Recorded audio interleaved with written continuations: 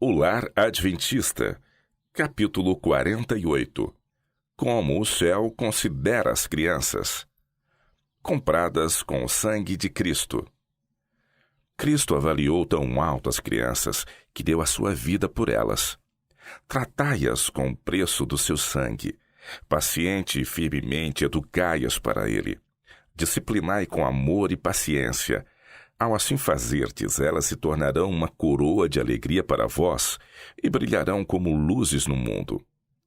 A mais tenra criança que ama e teme a Deus é maior aos seus olhos do que o homem mais talentoso e instruído que negligencia a grande salvação. Os jovens que consagram o coração e a vida a Deus, assim fazendo se têm colocado em ligação com a fonte de toda a sabedoria e excelência. Dos tais é o reino de Deus. A alma da criança que crê em Cristo é tão preciosa à sua vista como são os anjos ao redor do seu trono. Elas devem ser levadas a Cristo e educadas para Ele. Devem ser guiadas no caminho da obediência, não condescendendo com o apetite ou a vaidade.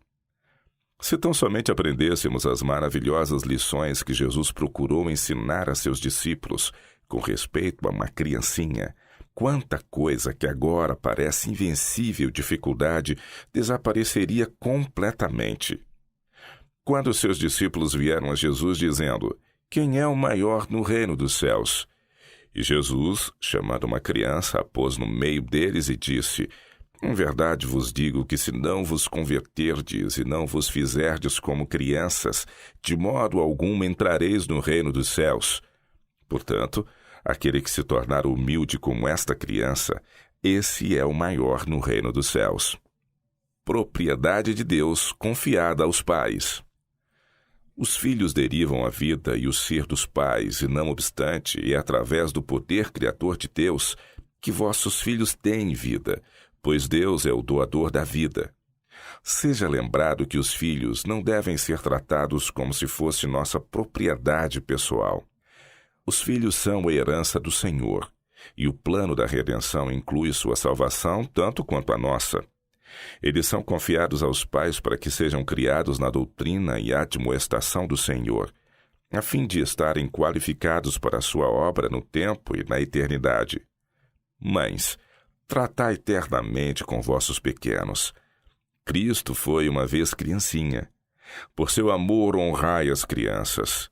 Velai sobre elas como um sagrado encargo, não para que sejam indisciplinadas, mimadas e idolatradas, mas para serem ensinadas a viver vida nobre e pura.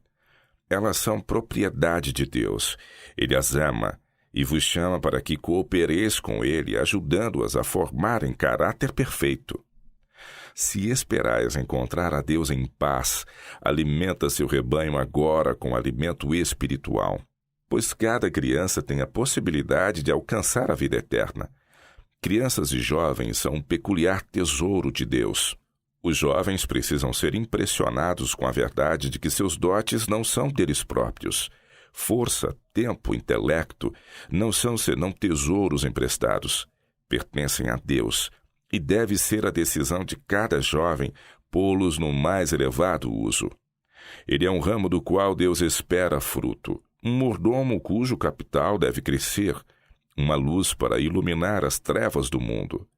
Cada jovem, cada criança tem uma obra a fazer para a honra de Deus e reerguimento da humanidade. O caminho para o céu é ajustado à capacidade das crianças. Vi que Jesus conhece nossas fraquezas e partilhou Ele próprio de nossa experiência em todas as coisas, mas sem pecado.